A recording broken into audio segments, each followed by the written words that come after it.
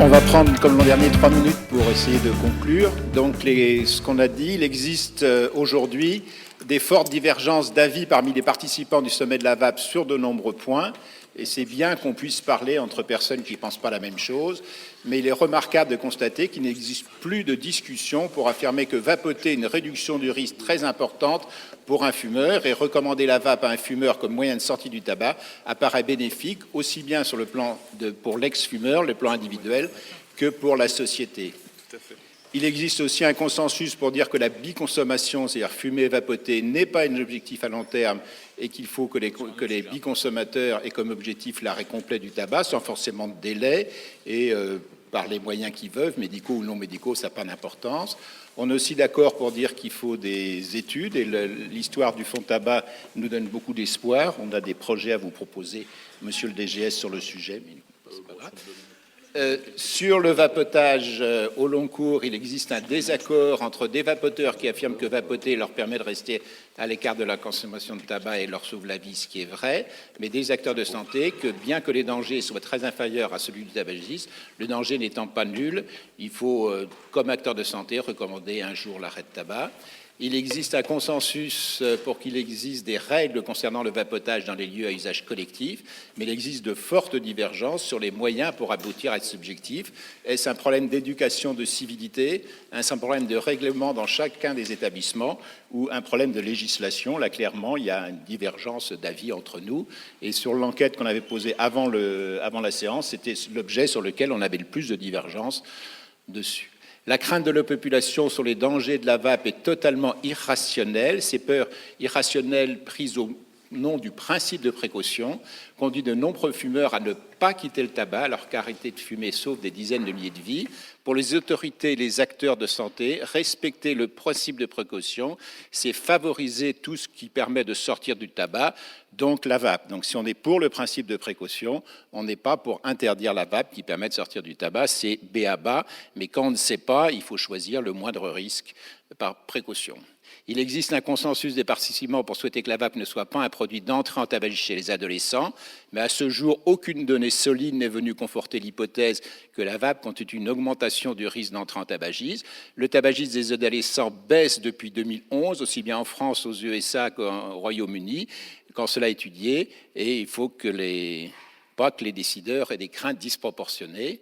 Juste sur le sommet de la vape, donc 200 acteurs d'origine très différentes permettent de faire le point. Les divergences sont beaucoup réduites par rapport à l'an dernier, on l'a vu sur l'enquête, et il faut continuer à dialoguer avec des avis différents, respecter l'avis des autres de façon claire pour que le troisième sommet, il y ait encore plus de consensus. Il y a du chemin avant qu'il y ait un consensus global, mais c'est normal.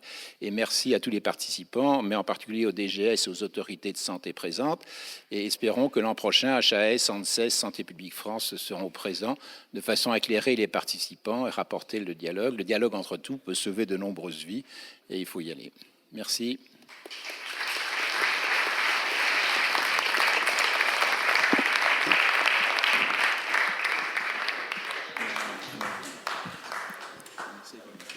Je vous propose qu'on demande au professeur Benoît Vallée de mettre en perspective cette journée. Après le premier sommet de la VAP, il avait proposé la création de ce groupe de vapotage qui manifestement est devenu un peu la cheville ouvrière au sein de la DGS pour communiquer sur la prévention et dans le cadre de la prévention du tabagisme.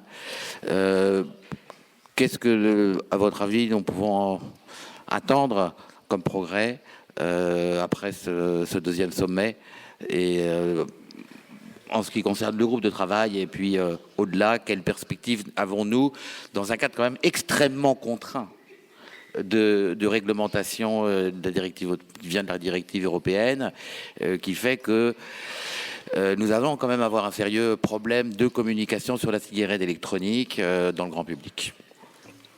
Alors peut-être juste pour amener peut-être 3 points d'évolution entre aujourd'hui et l'année prochaine, avec certainement un engagement de ma part de revenir l'année prochaine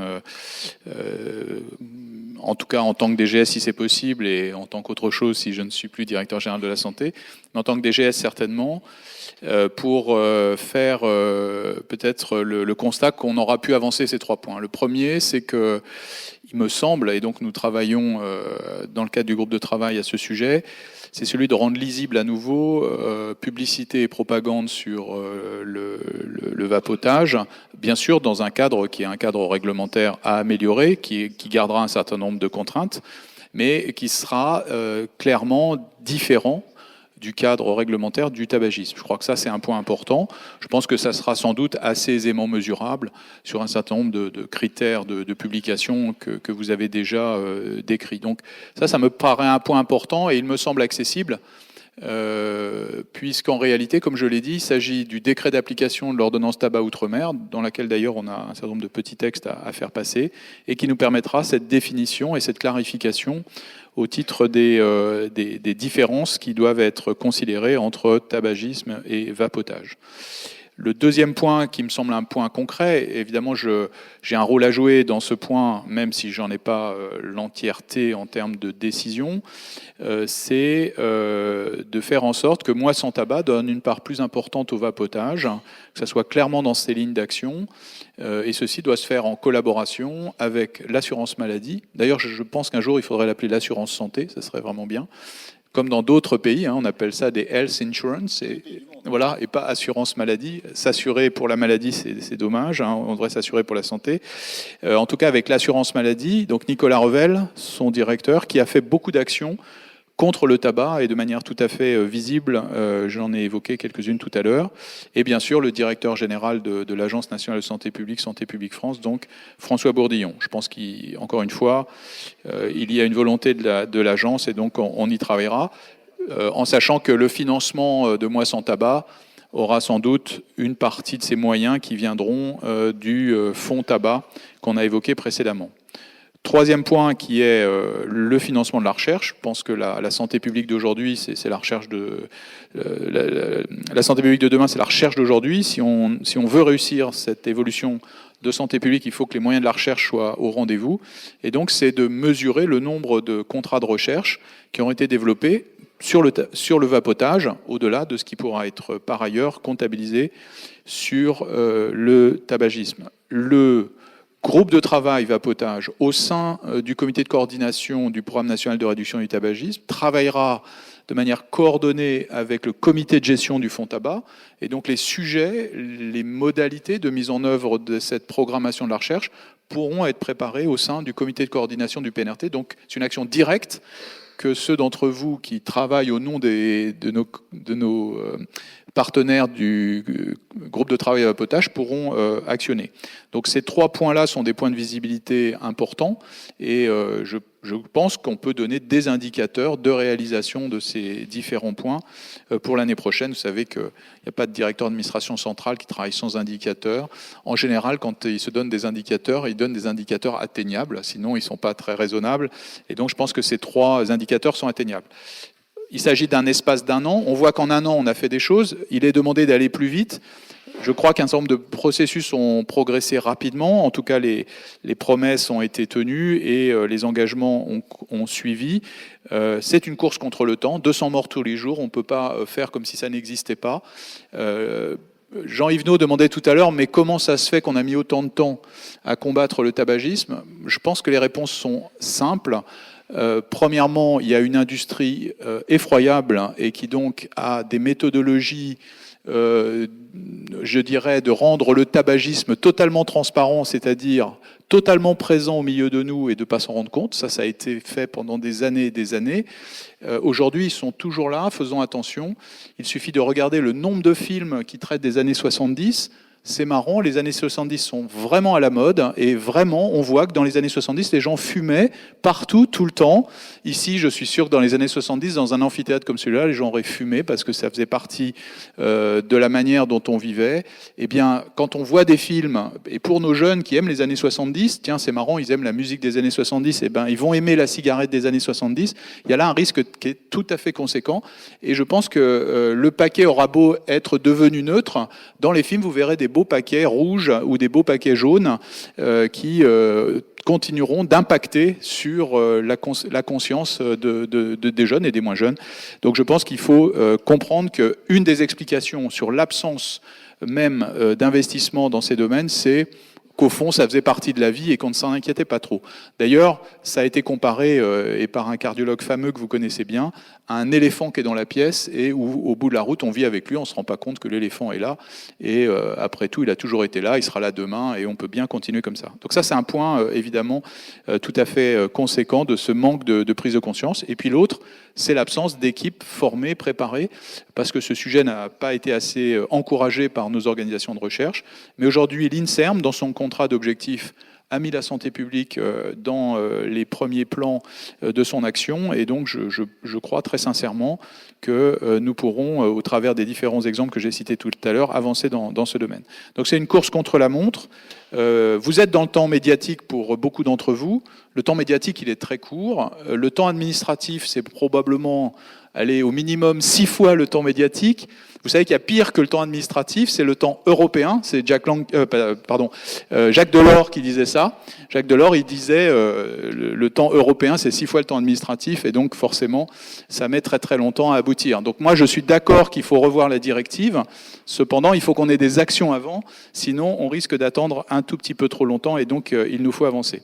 Il faut aussi, tous ensemble, parce que le tabac est maintenant devenu visible, c'est-à-dire que les gens se sont dit « Tiens, mais il y a un éléphant dans la salle ». Maintenant, on le voit, il est là. On se dit « C'est pas normal, cet éléphant est beaucoup trop gros, on va le faire sortir gentiment pour qu'il retourne dans sa jungle ». Et donc, maintenant qu'on voit l'éléphant, on se dit « Tiens, ça c'est un objectif de santé publique qui est très important. On peut le faire diminuer de volume, ça va se voir très très vite ». 13% entre décembre 2016 et décembre 2015 en réduction du nombre de paquets de cigarettes vendus, évidemment, ça se voit. Et donc, c'est un marqueur très fort de l'action que nous aurons en prévention. Alors, je citais Jacques Delors tout à l'heure, on pourrait citer Jack Lang en disant « Donnez-nous 1% de prévention supplémentaire tous les ans, comme Jack Lang demandait 1% pour les livres. Et donc, vous savez qu'in fine, il a récupéré 0,5%, mais c'est déjà pas si mal. Et rentrons dans une véritable dynamique de prévention. Bien sûr, il ne faut pas simplement le souhaiter, il faut aussi voir comment on le rend utile, ce 0,5% de prévention supplémentaire. Et chaque année, avançons dans la bonne direction. Bien sûr, le tabac d'abord, avec des outils comme vous les proposez ici, mais avec d'autres sujets, bien évidemment, qui sont des sujets tout à fait passionnants. Vous savez que le ministère de la Santé a fait beaucoup sur 2 autres déterminants de santé majeurs, que sont la nutrition, avec une première action autour d'une expérimentation grandeur réelle sur l'information nutritionnelle qui a donné un résultat, et pas un petit résultat, puisqu'il a placé en tête le score de l'INSERM, ce qui veut dire qu'on pouvait faire un travail décent et capable de donner des résultats en vie réelle sans qu'on soit forcément totalement infiltré par l'industrie. Et deuxièmement, on a fait passer une loi sur la prescription de l'activité physique adaptée. C'est quand même une rupture paradigmatique majeure, qui est de pouvoir donner à un médecin la possibilité, au lieu de prescrire des médicaments, de prescrire de l'activité physique, ça pour 10 millions de patients qui ont une affection de longue durée. Donc tabac, activité physique, nutrition, il faut continuer, il faut doter la France d'une vraie action de santé publique qui soit puissante et forte. Et sincèrement, le tabac, c'est un véritable indicateur de réduction, et je pense que le vapotage doit y contribuer. Il faut que vous ayez des chiffres sur la réduction induite par le vapotage lui-même. Mais les sous, voilà, ça vient, mon cher Bertrand. Il faut que vous ayez des chiffres sur comment le vapotage réduit le tabagisme. Ça, c'est très important dans cette compétition-là. Il faut que vous soyez des partenaires très forts. Alors, je le redis aussi, le Haut Conseil de santé publique a rendu un avis qui est plus audacieux que le précédent. La HAS nous fera sûrement l'honneur de travaux à venir. L'AMILDECA est un partenaire important.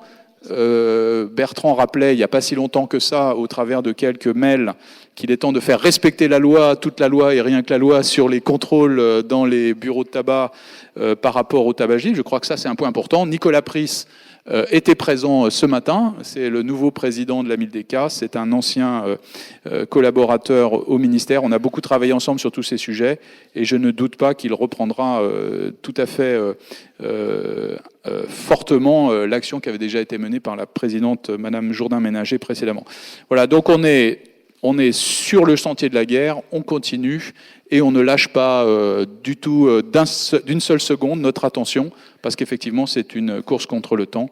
Il faut véritablement réussir. Avant de terminer, je veux remercier les organisateurs de cette réunion, donc Jacques Lewezek, Didier Gell, Bertrand Donzenberg, pour cette invitation qu'ils m'ont faite. Je suis vraiment extrêmement content d'être avec vous, d'être même fier, en espérant que je saurai revenir l'année prochaine pour passer en troisième année. Et voilà, merci à tous et en tout cas, bonne soirée.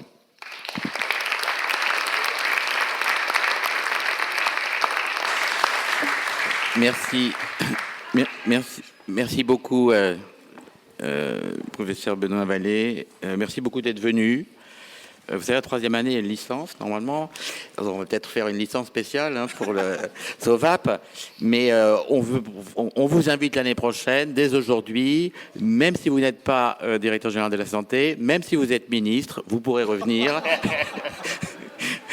à ce sommet et on serait vraiment très heureux. Mais écoutez, je pense que je remercie tous évidemment la SOVAP, qui était à l'initiative de cette rencontre, comme du premier sommet, Jacques Lewezek et puis Bertrand Donzenberg, bien sûr. Je remercie aussi les donateurs qui ont permis un autofinancement de cette journée de déplacement. Je remercie Jean-François Ether qui est venu de Suisse, et Ricardo Polona, je ne sais pas s'il est reparti. Et puis vous tous, grâce à vous que le sommet existe, et j'espère que vous serez un peu plus nombreux l'année prochaine, toute la journée. On essaiera de faire un programme plus attractif possible. Nous avons un énorme défi dans un cadre extrêmement difficile où l'éléphant est toujours là et la petite puce cigarette électronique ne peut pas tellement faire parler d'elle. Et ça, c'est quand même très frustrant pour, je crois, pour tout le monde, et un petit peu incompréhensible, alors qu'il y a un consensus, y compris les autorités de santé, pour dire que c'est un outil formidable de réduction des risques. Donc c'est incompréhensible qu'on ne puisse pas en parler plus là. Mais je pense que dans le dialogue singulier que nous pouvons avoir, que peuvent avoir les professionnels qui accueillent les clients, je pense qu'il y a une fonction formidable dans ces boutiques d'information et de prévention, qui n'existent évidemment pas dans les bureaux de tabac, où on va juste acheter un paquet, éventuellement un timbre-amende, mais il n'y a absolument il n'y a jamais eu de dialogue sur les risques. Donc il y a quelque chose qui est à construire, qui est complètement nouveau. Je pense à un besoin d'information aussi quand même très important, des professionnels et puis surtout du public, et du public par les professionnels. Bon, le chemin va être long. Merci à tous d'être venus et puis à l'année prochaine.